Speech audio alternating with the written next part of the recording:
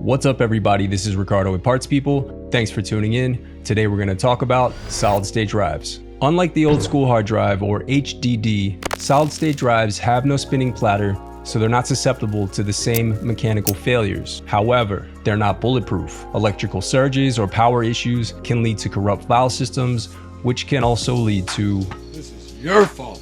A bad solid state drive will commonly present itself during Windows startup with error messages and even crashes.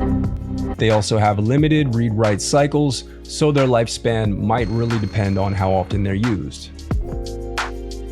On the other hand, you might be upgrading it. So let's say you have upwards of 3,200,000 million videos of your kids stored on your laptop. I don't know the math on that, but it's gonna fill up pretty quick. So the way to counteract this is to upgrade to a larger SSD. If you currently have a 500 gigabyte, you might want to consider moving up to a 1 terabyte, or possibly even more. And if this video helped you out at all, give us a like and subscribe. We really appreciate it. Thanks.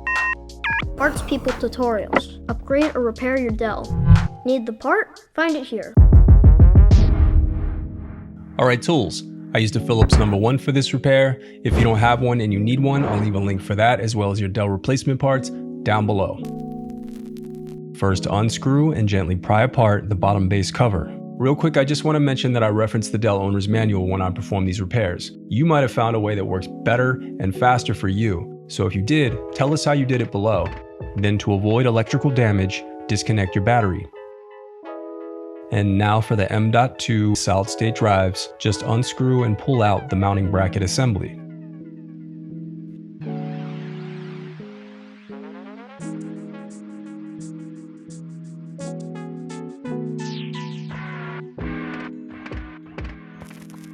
Okay, you've gotten this far and you're still having issues. What do?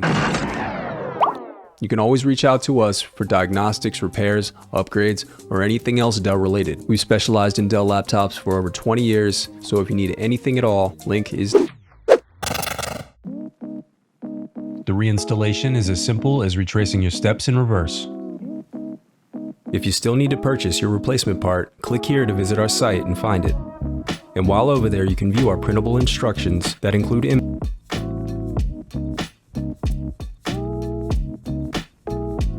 I do read your comments, so leave any questions you have for me down below. Thanks for watching.